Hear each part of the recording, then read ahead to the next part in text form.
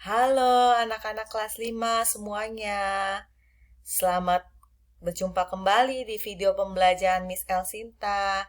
Apa kabar anak-anak kelas 5 semuanya? Pasti kalian semua dalam keadaan sehat dan penuh sukacita. Semangat belajar kembali di tematik. Eh, hari ini Miss Sinta akan membahas tentang tematik 5I. Nah, sudah siap kan untuk anak-anak belajar semuanya? Nah, sudah pegang buku semuanya belum? Pasti semuanya sudah pegang buku kan? Kita siap ya untuk belajar tematik 5I. Ada apa ya di pembelajaran tematik 5I? Nah, kemarin kalian pasti sudah belajar di subtema yang pertama, pembelajaran yang pertama, dan pembelajaran yang keenam. Nah, kalian juga sudah belajar di subtema yang kedua, di pembelajaran yang pertama hingga pembelajaran yang ketiga. Nah, hari ini Miss Sinta akan memberikan materi tentang subtema 2 di pembelajaran yang keempat sampai yang keenam. Ada apa ya di pembelajaran yang keempat sampai yang keenam? Nah, kita akan belajar mengidentifikasi komponen penyusun campuran. Kita juga akan kembali belajar jenis-jenis usaha ekonomi yang dikelola secara kelompok. Dan yang terakhir, kita akan belajar sikap yang mencerminkan persatuan dan kesatuan. Nah, anak-anak boleh lihat dan perhatikan di sini terdapat 3 zat. Yang pertama adalah zat padat, lalu zat cair, dan yang ketiga adalah zat gas. Nah, kita akan gabungkan. Yang pertama adalah zat padat dengan zat cair. Contohnya, jika gula pasir dicampurkan dengan air, kira-kira campuran apa ya yang terjadi? Nah, ketika gula pasir dicampurkan dengan air, maka akan terjadi campuran homogen, yang dimana gula pasir merupakan zat padat dan air merupakan zat cair. Nah, lalu yang kedua, zat padat dengan zat padat. Contohnya adalah ketika gula pasir dicampurkan dengan kopi. Nah, pasti anak-anak sudah ingat karena kita sudah belajar tentang campuran. Nah, gula pasir ketika dicampur dengan kopi maka akan terjadi campuran heterogen. Nah, mudah bukan? Oke, kita lanjut lagi ya. Lalu yang berikutnya adalah ketika zat cair dengan zat cair. Nah, ini contohnya adalah air yang dicampur dengan alkohol. Nah, kira-kira kalau alkohol dicampur dengan air, campuran apakah yang akan terjadi? Apakah campuran homogen atau campuran heterogen? Nah, ternyata ketika air dicampurkan dengan alkohol, maka terjadilah campuran homogen. Ya, lalu yang berikutnya adalah zat padat dengan zat gas. Nah, ketika debu-debu ya dicampur bersatu dengan udara, maka akan terjadi sebuah campuran, yaitu campuran heterogen ya, yang dimana debu ini merupakan contoh zat padat dan udara merupakan contoh zat gas ya. Nah, lalu yang berikutnya adalah ketika zat cair dengan zat gas. Nah, zat cairnya adalah air. Zat gasnya adalah udara yang terjadi pada saat hujan. Nah, campuran yang terjadi pada zat cair dengan zat gas tersebut itu ada 2, yaitu campuran homogen dan atau campuran heterogen. Dia bisa menjadi campuran homogen jika air yang bersih bercampur dengan udara saat hujan, maka campurannya akan homogen.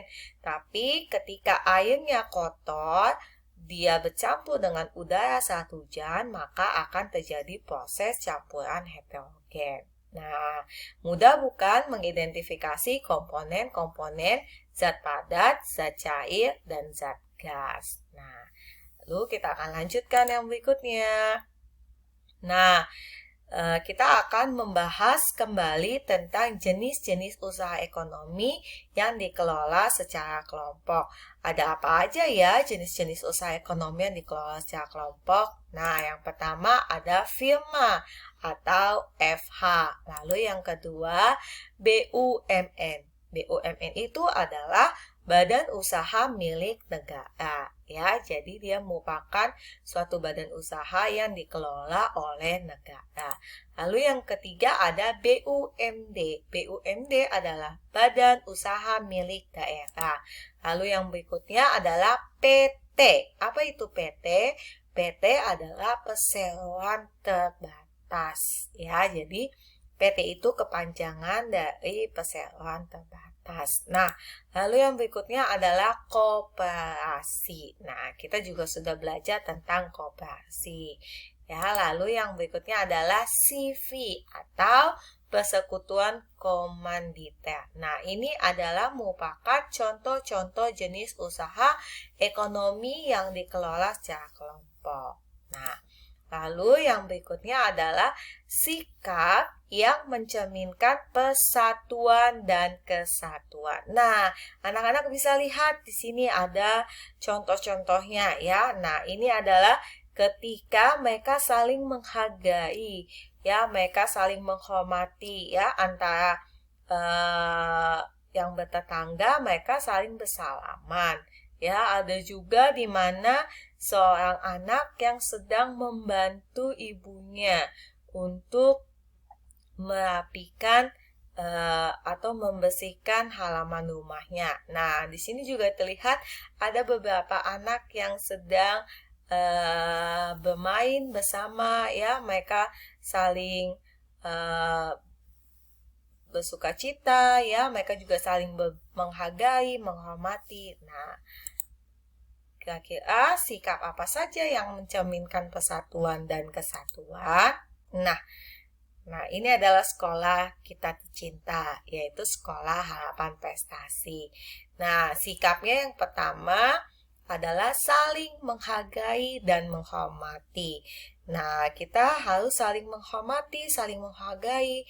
Misalnya, kita harus saling menghargai terhadap adik kelas, atau terhadap kakak kelas, terhadap guru, kepala sekolah, atau karyawan, OB, satpam, juga terhadap yang lainnya.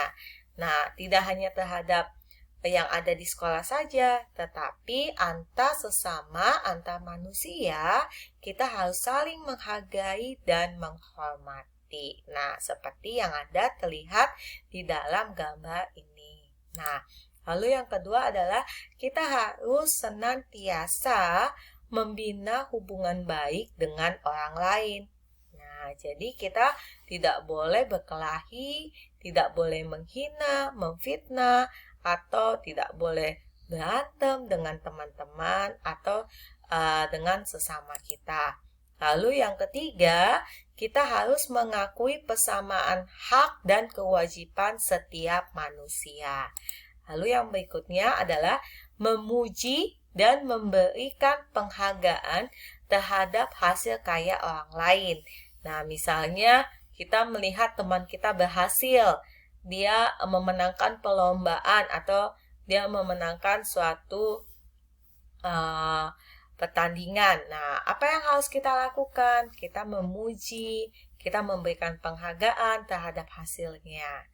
Nah, teman-teman, itu merupakan sikap yang harus kita lakukan agar persatuan dan kesatuan tetap berjalan dengan baik dan bisa dilakukan di dalam kehidupan atau aktivitas kita setiap hari. Nah, Miss Sinta mengajak teman-teman semuanya anak-anak kelas 5, mari kita bersama-sama menjaga persatuan dan kesatuan bangsa agar bangsa kita tercinta itu menjadi bangsa yang kuat, bangsa yang kokoh, bangsa yang penuh damai sejahtera, dan kita menjadi penerus bangsa yang bisa membawa nama baik bangsa Indonesia. Nah, Miss Indah percaya anak-anak kelas 5 pasti bisa menjaga persatuan dan kesatuan di dalam aktivitasnya setiap hari.